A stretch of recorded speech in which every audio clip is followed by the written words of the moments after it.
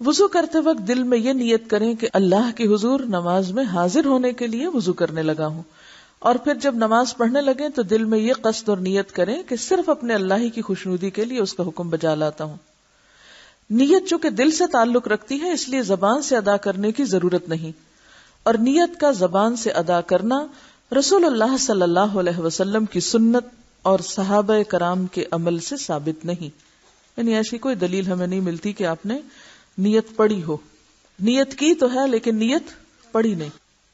امام ابن تیمیہ رحمہ اللہ فرماتے ہیں کہ الفاظ سے نیت کرنا علماء مسلمین میں سے کسی کے نزدیک بھی مشروع نہیں۔ مشروع کا کیا معنی؟ جی ہاں، شریعت میں نہیں۔ رسول اللہ صلی اللہ علیہ وسلم نے، آپ کے خلفاء اور دیگر صحابہ، اور نہ ہی اس امت کے سلف اور ائمہ میں سے کسی نے، یعنی بڑے بڑے علماء میں سے کسی نے الفاظ سے نیت نہیں کی۔ عبادات میں مثلاً وضو، غسل، نماز، روزہ اور زکوٰۃ وغیرہ میں جو نیت واجب ہے، بالاتفاق تمام ائمہ مسلمین کے نزدیک اس کی جگہ دل ہے۔ امام ابن حمام اور ابن قیم بھی اس کو بدعت کہتے ہیں۔ اب یہاں حاشیے میں ذرا دیکھیے، نمبر 1 حاشیہ، اپنے دل میں کسی کام کی نیت کرنا اور ضرورت کے وقت کسی کو اپنی نیت سے آگاہ کرنا ایک جائز بات ہے، مگر نماز سے پہلے نیت پڑھنا، نیت کرنا نہیں بلکہ پڑھنا، عقل اور نقل اور لغت تینوں کے خلاف ہے۔ نمبر 1، عقل کے خلاف اس لیے ہے کہ بے شمار ایسے کام ہیں جنہیں شروع کرتے وقت ہم زبان سے نیت نہیں پڑھتے، کیونکہ ہمارے دل میں انہیں کرنے کی نیت اور ارادہ موجود ہوتا ہے۔ مثلاً جوتا پہننے لگتے ہیں تو کبھی نہیں پڑھتے جوتا پہننے لگا ہوں وغیرہ وغیرہ۔ تو کیا نماز ہی ایک ایسا کام ہے جس کے آغاز میں اس کی نیت پڑھنا ضروری ہو گیا؟ نماز کی نیت تو اسی وقت ہو جاتی ہے جب آدمی اذان سن کر مسجد کی طرف چل پڑتا ہے، اور اسی نیت کی وجہ سے اسے ہر قدم پر نیکیاں ملتی ہیں۔ لہذا نماز شروع کرتے وقت جو کچھ پڑھا جاتا ہے وہ نیت نہیں بدعت ہے۔ اور پھر آپ دیکھیے کہ ایک اور حدیث میں بھی آتا ہے نا کہ جب ایک انسان نماز کا انتظار کرتا ہے تو نماز کے انتظار میں جو وقت گزرتا ہے وہ بھی دراصل کس میں ہوتا ہے؟ تو وہ جو انتظار کا وقت ہے وہ نیت کے بغیر تو نہیں انتظار ہوگا نا۔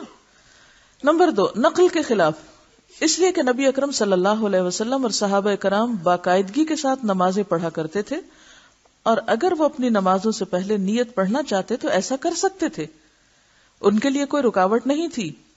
لیکن ان میں سے کبھی کسی نے نماز سے پہلے مروجہ نیت نہیں پڑھی، اس کے برعکس وہ ہمیشہ اپنی نمازوں کا آغاز تکبیر تحریمہ یعنی اللہ اکبر سے کرتے رہے۔ ثابت ہوا کہ نماز سے پہلے نیت نہ پڑھنا سنت ہے۔ نمبر 3، لغت کے اس لیے خلاف ہے کہ نیت عربی زبان کا لفظ ہے، عربی میں اس کا معنی ارادہ ہے۔ نیت کا معنی کیا ہے؟ ارادہ، اور ارادہ دل سے کیا جاتا ہے، زبان سے نہیں۔ بالکل اسی طرح جیسے دیکھا آنکھ سے جاتا ہے، پاؤں سے نہیں۔ دوسرے لفظوں میں نیت دل سے کی جاتی ہے، زبان سے پڑھی نہیں جاتی۔ بعض لوگ روزہ رکھنے کی دعا، حج کے تلبیہ اور نکاح میں ایجاب و قبول سے نماز والی مروجہ نیت کو ثابت کرنے کی کوشش کرتے ہیں۔ عرض یہ ہے، روزہ رکھنے کی دعا والی حدیث ضعیف ہے، لہذا حجت نہیں ہے۔ حج کا تلبیہ صحیح احادیث سے ثابت ہے، وہ نبی اکرم صلی اللہ علیہ وسلم کی پیروی میں کہنا ضروری ہے، مگر نماز والی مروجہ نیت کسی حدیث میں وارد نہیں ہوئی۔ رہ گیا نکاح میں ایجاب و قبول کا مسئلہ، چونکہ نکاح کا تعلق حقوق العباد سے ہے، اور حقوق العباد میں محض نیت سے نہیں بلکہ اقرار، تحریر اور گواہی سے معاملات طے پاتے ہیں۔ یعنی وہاں صرف ارادہ ہی کافی نہیں کہ کوئی شخص نکاح کا ارادہ کر لے، اگر اس طرح صرف ارادے سے نکاح ہو جائے تو کوئی بے نکاح نہ رہے۔ جبکہ نماز میں تو بندہ اپنے رب کے حضور کھڑا ہوتا ہے جو تمام نیتوں کو خوب جاننے والا ہے، پھر وہاں نیت پڑھنے کا کیا تک بنتا ہے؟ قیام۔ حضرت عمران بن حسین رضی اللہ عنہ بیان کرتے ہیں کہ مجھے بواسیر کی تکلیف تھی، نبی صلی اللہ علیہ وسلم نے فرمایا، صلی قائما فإن لم تستطع فقاعدا فإن لم تستطع فعلى جنب، کہ ممکن ہو تو کھڑے ہو کر نماز ادا کرو، اگر طاقت نہ ہو تو بیٹھ کر، اگر بیٹھ کر ادا کرنے کی بھی طاقت نہ ہو تو لیٹ کر نماز ادا کرو۔ یہ حکم کس کے لیے؟ بیمار کے لیے، لیکن اصل کیا ہے؟ قیام۔ نبی صلی اللہ علیہ وسلم نے دیکھا کہ کچھ لوگ بیٹھ کر نمازیں ادا کر رہے ہیں، آپ نے فرمایا بیٹھ کر نماز ادا کرنے والے کو کھڑے ہو کر نماز ادا کرنے والوں کی نسبت نصف ثواب ملے گا۔ نبی صلی اللہ علیہ وسلم کی عمر زیادہ ہو گئی تو آپ نے جائے نماز کے قریب ایک ستون تیار کرایا جس پر آپ نماز کے دوران ٹیک لگاتے تھے، یعنی پھر بھی بیٹھتے نہیں تھے، ٹیک لگا لیتے تھے لیکن کھڑے ہو کے پڑھتے تھے۔ تو اس سے پتہ چلتا ہے کہ قیام بے حد ضروری ہے۔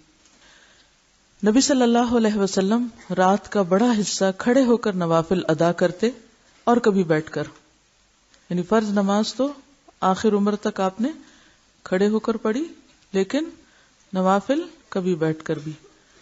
جب قرات کھڑے ہو کر فرماتے تو اسی حالت یعنی قیام سے رکوع کی حالت میں منتقل ہوتے، اور جب بیٹھ کر قرات فرماتے تو اسی حالت میں رکوع بھی فرماتے تھے، یعنی اگر قیام کھڑے ہو کے ہوتا تو رکوع بھی کھڑے ہو کر، اور اگر قیام بیٹھ کر ہوتا تو پھر رکوع بھی بیٹھے بیٹھے ادا کرتے۔ ایسا نہیں تھا کہ پھر کھڑے ہو کے رکوع کر کے پھر سجدے میں جائیں۔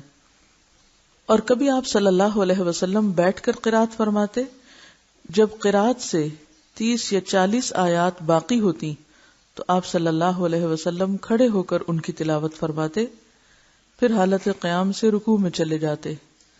دوسری رکعت میں بھی آپ صلی اللہ علیہ وسلم کا یہی معمول ہوتا، یعنی کبھی آپ بیٹھ کر بھی قرات فرماتے، جب 30-40 آیات باقی ہوتی تو کھڑے بھی ہو جاتے۔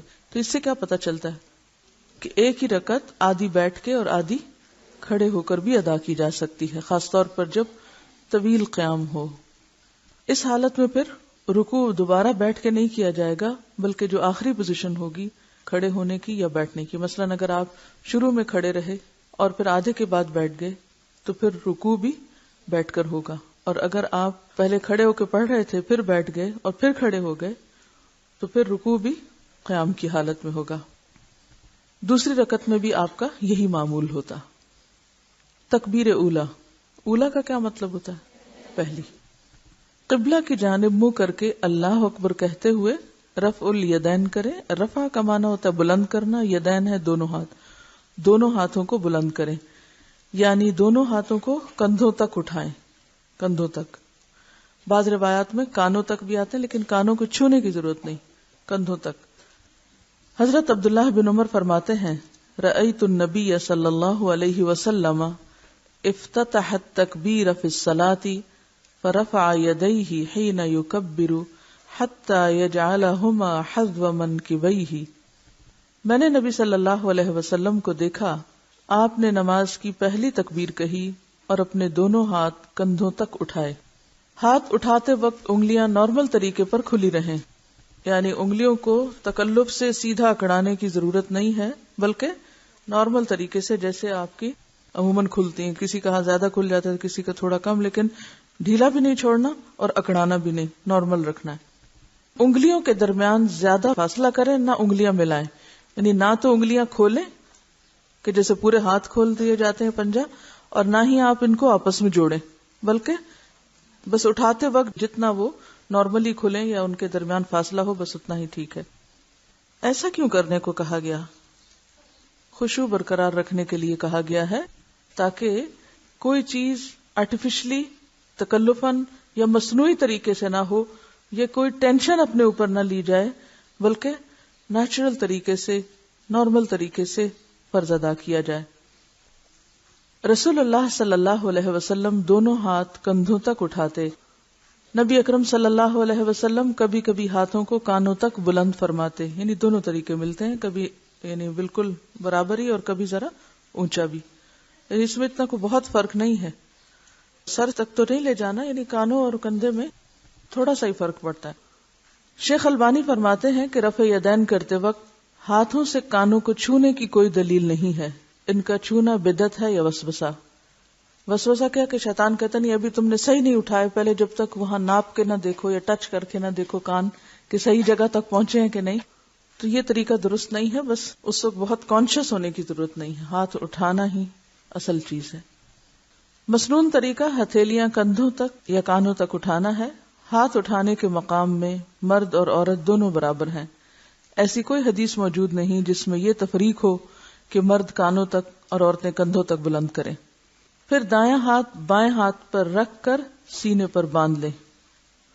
دایاں ہاتھ بائیں ہاتھ پر رکھ کر سینے پہ باندھ لیں۔ کس طرح؟ سینے پر ہاتھ باندھنا۔ حضرت وائل بن حجر رضی اللہ عنہ کہتے ہیں کہ میں نے رسول اللہ صلی اللہ علیہ وسلم کے ساتھ نماز پڑھی تو آپ نے اپنے ہاتھ یعنی دایاں ہاتھ بائیں ہاتھ پر رکھ کر سینے پہ باندھے۔ حضرت حلف رضی اللہ عنہ فرماتے ہیں کہ میں نے رسول اللہ صلی اللہ علیہ وسلم کو سینے پر ہاتھ رکھے ہوئے دیکھا۔ حضرت وائل بن حجر رضی اللہ عنہ رسول اللہ صلی اللہ علیہ وسلم کی نماز کا طریقہ بیان کرتے ہوئے فرماتے ہیں کہ آپ نے دائیں ہاتھ کو بائیں ہاتھ کی ہتھیلی کی پشت، اس کے جوڑ اور کلائی پر رکھا۔ ہمیں بھی دایاں ہاتھ بائیں ہاتھ پر اس طرح رکھنا چاہیے کہ دایاں ہاتھ بائیں ہاتھ کی ہتھیلی کی پشت، جوڑ اور کلائی پر آ جائے، جوڑ اور کلائی پر آ جائے، اور دونوں ہاتھوں کو سینے پر باندھا جائے تاکہ تمام روایات پر عمل ہو سکے۔ حضرت سہل بن سعد سے روایت ہے کہ لوگوں کو رسول اللہ صلی اللہ علیہ وسلم کی طرف سے یہ حکم دیا جاتا تھا کہ نماز میں دایاں ہاتھ بائیں کلائی پر رکھیں، دایاں ہاتھ بائیں کلائی پر رکھیں۔ رہی حضرت علی رضی اللہ عنہ کی روایت کہ سنت یہ ہے کہ ہتھیلی کو ہتھیلی پر زیر ناف رکھا جائے، تو اسے امام بہقی اور حافظ ابن حجر نے ضعیف قرار دیا ہے، اور امام نووی فرماتے ہیں کہ اس کے ذوف پر سب کا اتفاق ہے۔ تو اب آپ دیکھیے کہ ہاتھ کیسے آپ رکھیں گے، ہتھیلی پر، ٹھیک ہے؟ تو انگوٹھا اور چھوٹی انگلی کہاں آ جائیں گے؟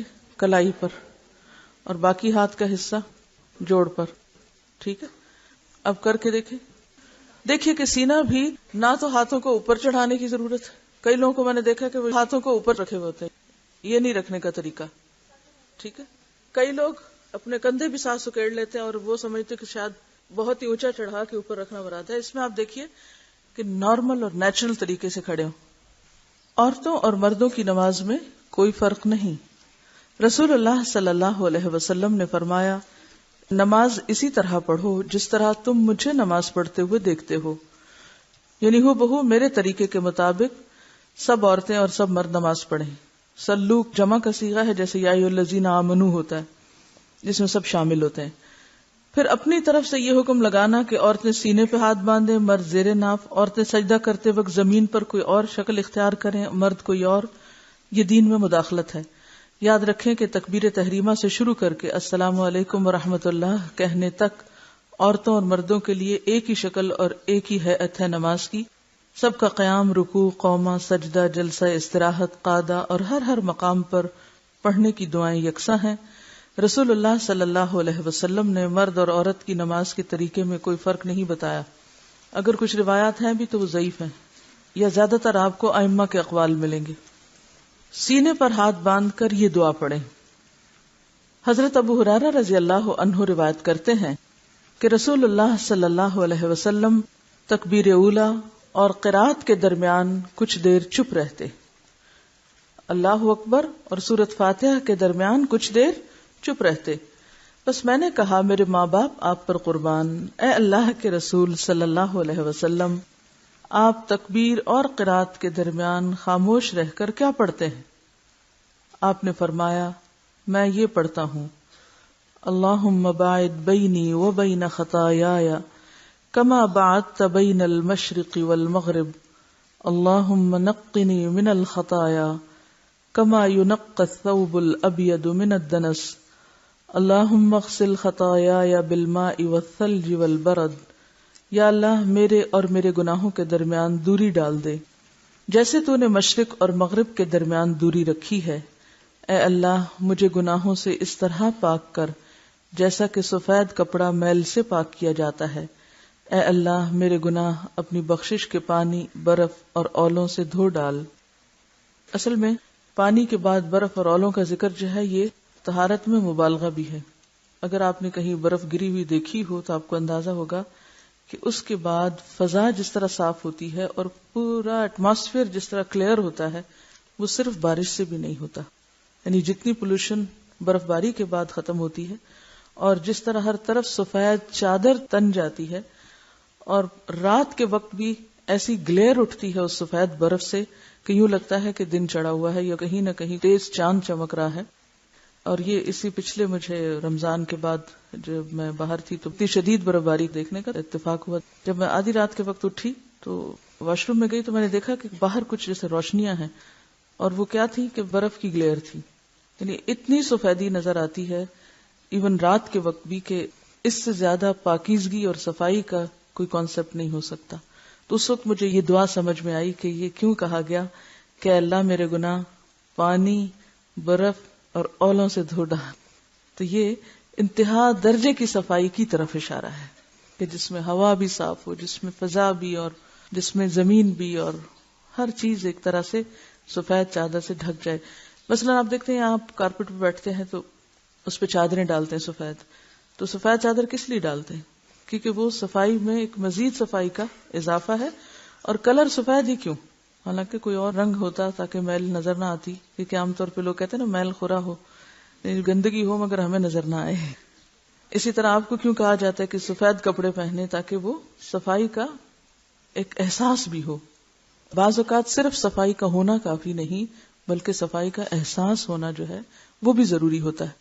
تو جب آپ اس طرح کی دعائیں مانگتے ہیں نماز میں تو اس سے نماز جو ہے ہی گناہوں کو دھونے کا ذریعہ، تو اس احساس میں مزید اضافے کا سبب ہوتی. اور یہ دعا صحیح بخاری میں آئی ہے.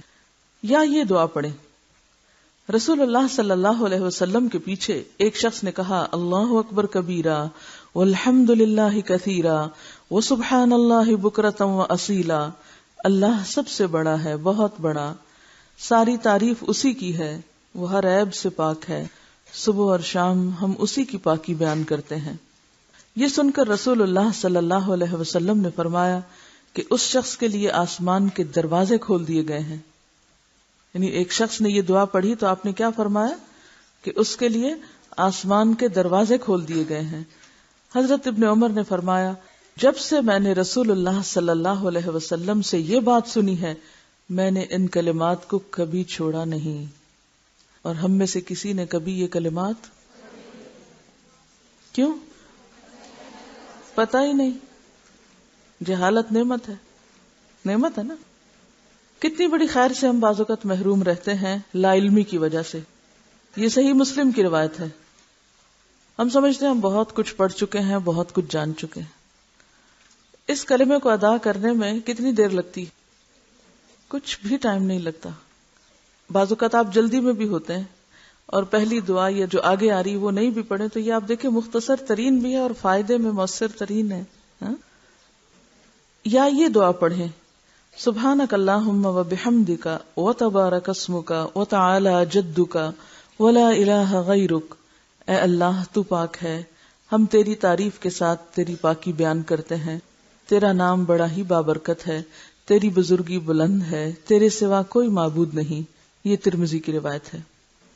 پھر یہ پڑھیں اعوذ باللہ السمیع العلیم من الشیطان الرجیم من ہمزہ ونفخہ ونفثہ. اللہ کی پناہ مانگتا ہوں جو ہر آواز کو سننے والا اور ہر چیز کو جاننے والا ہے، مردود شیطان کے شر سے، اس کے خطرے سے، اس کی پھونکوں سے اور اس کے وسوسے سے. کتنی خوبصورت دعا ہے، کتنی خوبصورت طریقے کی پناہ مانگی گئی ہے. اعوذ باللہ السمیع العلیم من الشیطان الرجیم من ہمزہ ونفخہ ونفثہ. بسم اللہ الرحمن الرحیم. الحمد للہ رب العالمین الرحمن الرحیم مالک یوم الدین ایاک نعبد و ایاک نستعین اہدنا الصراط المستقیم صراط الذین انعمت علیہم غیر المغضوب علیہم ولا الضالین آمین. اللہ کے نام سے شروع کرتا ہوں جو نہایت رحم فرمانے والا بے حد مہربان ہے. ساری تعریف اللہ کے لیے ہے جو تمام مخلوقات کا رب ہے، بے حد رحم کرنے والا، بے حد مہربان ہے، بدلے کے دن کا مالک ہے. اے اللہ ہم تیری ہی عبادت کرتے ہیں اور تجھی سے مدد مانگتے ہیں. ہمیں سیدھے راستے پر چلا، ان لوگوں کے راستے پر جن پر تو نے انعام کیا، جن پر غضب نہیں کیا گیا، جو گمراہ نہیں ہوئے. حضرت انس رضی اللہ عنہ فرماتے ہیں کہ رسول اللہ صلی اللہ علیہ وسلم حضرت ابو بکر اور عمر رضی اللہ عنہ قرات الحمد للہ رب العالمین سے شروع کرتے. یعنی اعوذ باللہ اور بسم اللہ نہیں پڑھتے تھے بلکہ ڈائریکٹ سورۃ الفاتح سے شروع کرتے. حضرت انس کہتے ہیں کہ میں نے رسول اللہ صلی اللہ علیہ وسلم، ابو بکر، عمر اور عثمان کے پیچھے نماز پڑھی، وہ بلند آواز سے بسم اللہ نہیں پڑھا کرتے تھے. ٹھیک ہے، یعنی دل میں پڑھتے تھے. آپ بسم اللہ الرحمن الرحیم سرن یعنی آہستہ پڑھتے تھے. امام ابن تیمیہ فرماتے ہیں کہ حدیث کی معرفت رکھنے والے اس امر پر متفق ہیں کہ امام کے لیے بسم اللہ زور سے پڑھنے کی کوئی صریح روایت نہیں ہے، لیکن اگر ہم اپنے دل میں نماز پڑھ رہے ہیں تو اعوذ باللہ بسم اللہ سب پڑھیں گے. اگر نماز میں جمائی آ جائے تو اسے حد الوسع روکیں، نہ روکے تو منہ پر ہاتھ رکھیں اور آواز بلند نہ کریں، کیونکہ جمائی لیتے وقت بلند آواز کرنا جو ہے وہ نماز میں خلل کا ذریعہ ہے.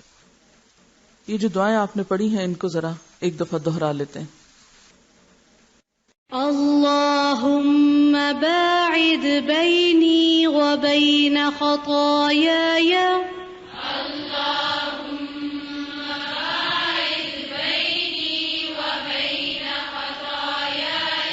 كما باعدت بين المشرق والمغرب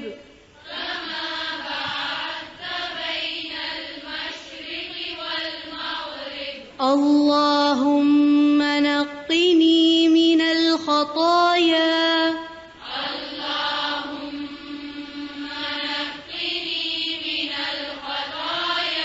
كما ينقى الثوب الأبيض من الدنس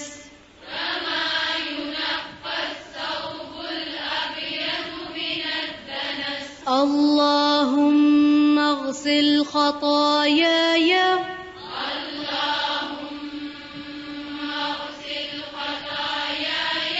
بالماء والثلج والبرد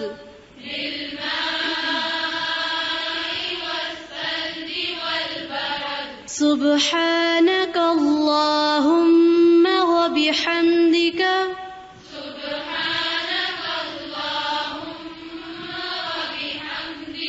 وتبارك اسمك وتعالى جدك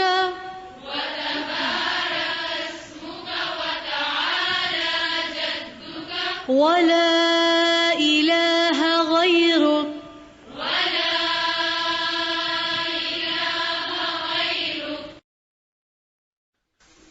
کچھ سوالوں کے جواب ہیں. پہلا سوال ہے، آپ نے جس طرح محسن کی نماز بتائی اس طرح دل چاہتا ہے پڑھنے کا، مگر اگر بچے چھوٹے ہوں تو رونے لگتے ہیں، پھر نہ چاہتے ہوئے بھی دھیان اسی طرف لگ جاتا ہے، ایسی صورت میں کیا کریں؟ ایسی صورت میں آپ کا اولین فریضہ ہے کہ بچوں کا خیال رکھیں. آپ دیکھیں کہ ایک ہوتی ہے کون سی سچویشن، وہ کن کے لیے ہے؟ جن کے بچے چھوٹے نہیں. تو یہاں میرا خیال ہے اکثریت انہیں کے بیٹھی ہوئی ہے جن کے پاس چھوٹے بچے نہیں. ہاں یہ الگ بات ہے کہ انہوں نے اپنے لیے اور کئی کھیل کھلونے رکھے ہوئے ہیں جن میں مشغولیت کی وجہ سے وہ نماز کی طرف پوری توجہ نہ کرے. اور اب دیکھیے کہ بچوں کا چھوٹا ہونا اور عورت کا ان ساری کیفیات سے گزرنا یہ بالکل ایک نیچرل سی چیز ہے، اور اللہ تعالیٰ کو سب معلوم ہے کہ کون کس حالت میں ہے، کس کیفیت میں ہے.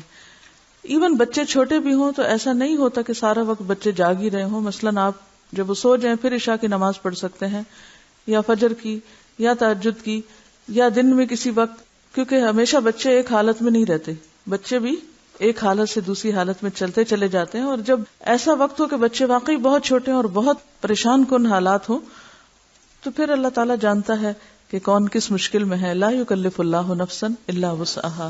لیکن ہمیں ہمیشہ عذر نہیں، کیا تلاش کرنا ہے؟ عزیمت کی راہیں اختیار کرنی ہے. ساری مشکلات کے باوجود اپنے لیے بہتری اور ترقی اور آگے بڑھنے کے راستے ہی دیکھتے چلے جانا ہے. ٹھیک ہے. اگلا سوال ہے، میں گورنمنٹ اسکول میں جاب کرتی ہوں، چھٹی 1:30 بجے ہوتی ہے جبکہ قریبی مسجد میں اذان 1:45 بجے ہو جاتی ہے. کیا میں اسکول میں اذان کے فوراً بعد نماز پڑھ سکتی ہوں؟ اس سے اسکول کے وقت میں امانت میں خیانت تو نہ ہوگی؟ کیا جواب دیں گے؟ اگر تو آپ کلاس نہیں لے رہے اور کوئی ایسا کام بھی نہیں ہے اس وقت، بعض اوقات اسٹاف محض گپ شپ کر رہا ہوتا ہے اسٹاف روم میں، اور چونکہ چھٹی کے وقت قریب ہے تو اس وقت بیٹھ کے کوئی آفس کا ورک بھی نہیں، کوئی ہوم ورک کی کاپیاں وہ آپ گھر لے جا رہے ہیں، تو گویا وہ کام جو آپ اسکول میں کر سکتے تھے وہ آپ گھر پہ لے جا رہے ہیں، اور گھر کا وقت جو ہے وہ اسکول کے وقت کو دے رہے ہیں، تو اس صورت میں آپ ادلا بدلا تھوڑا سا اگر کر لیں تو کوئی حرج نہیں، کیونکہ بہرحال اول وقت میں نماز جو ہے وہ افضل ہے. یعنی یہ صرف اس صورت میں ہے کہ جب آپ سمجھتے ہیں کہ اس وقت کا جو کام ہے وہ میں چھٹی کے بعد بھی کر سکتی ہوں. لیکن اگر آپ اس وقت کلاس لے رہے ہیں تو آپ یہ نہیں کر سکتے کہ آپ کلاس چھوڑ کے پہلے اول وقت میں نماز پڑھنا شروع کر دیں اور پھر بعد میں آ کے کلاس لیں، کیونکہ اس سے بچوں کا نقصان ہوگا. یا کوئی میٹنگ چھوڑ دیں یا کہیں ڈیوٹی چھوڑ دیں، مثلا آپ ریسپشن پہ کھڑے ہیں یا کہیں بھی، تو یہ طریقہ درست نہیں ہوگا. سمجھ گئے؟ اگر آپ سمجھتے ہیں کہ چھٹی کے بعد جب آپ کا گھر بہت دور ہے اور آپ کی قضا ہو جائے گی نماز، تو آپ فرض پڑھ کے نکلیں. فرض پڑھنے میں کتنی دیر لگے گی؟ another 10 minutes. میرا نہیں خیال کہ ہم 10 منٹ سے زیادہ 4 رکعت میں لگاتے ہوں. اور یہ تو ہر شخص کا انڈیویجول فریضہ ہے نا، اس کو حفاظت کرنی ہے نا اپنی نماز کی، اس کو بھاگ دوڑ کرنی ہے کہ میں زیادہ سے زیادہ بہتر طور پہ پڑھ لوں. اب اگر ایک شخص صرف یہ بہانہ کرے وہ بہت واش روم کی لمبی لائن ہے لہٰذا میں تو اب اس وقت یہ کر رہا ہوں، نہیں، آپ کو پتا ہونا چاہیے کہ آپ نے اس کا بندوبست کیسے کرنا ہے. اگر ایک جگہ لائن لمبی ہے تو دوسری جگہ چلے جائیں. عام طور پر میں نے دیکھا ہے کہ لوگ جو واش روم میں بھی جاتے ہیں تو 5-6 بھی ہیں نا تو سارے پہلے پہ ہی کھڑے ہو جائیں گے، تھوڑا سا آگے بڑھ کے وہ آخری تک نہیں جائیں گے. تکلیف نہیں ہم کرنا چاہتے، عقل استعمال نہیں کرنا چاہتے کہ میرے وقت کی بچت کہاں سے ہو سکتی ہے. ہم صرف یہ بہانہ کر دیتے ہو چونکہ لائن لمبی ہے اس لیے میں نماز لیٹ پڑھ رہی ہوں. جب تک ہمارے اپنے اندر تقویٰ نہیں آئے گا، جب تک اندر فرقان نہیں آئے گا، جتنی مرضی سہولتیں ہو جائیں ہم پھر بھی افضل درجے کا کام نہیں کر سکیں گے. بہت سی چیزیں ہم دوسروں پہ ڈال دیتے ہیں، چونکہ یہ چھٹی دیر سے دیتے ہیں اس لیے ہماری نماز لیٹ ہوتی ہے، تو پھر یہ ذمہ دار ہیں ہم نہیں. آپ خود بھی ذمہ دار ہیں کہ آپ اس وقت کو پھر اور کتنے بہتر طریقے سے استعمال کر سکتے ہیں. اور اگر کہیں رکاوٹ آ رہی، خلل آ رہا ہے تو اس کو دور کرنے کے لیے بھی اللہ نے عقل دی، اس کو بھی دور کرنا چاہیے. لیکن نماز تو بہرحال نماز ہے، فریضہ ہے. سبحانک اللہم و بحمدک نشہد ان لا الہ الا انت نستغفرک و نتوب الیک.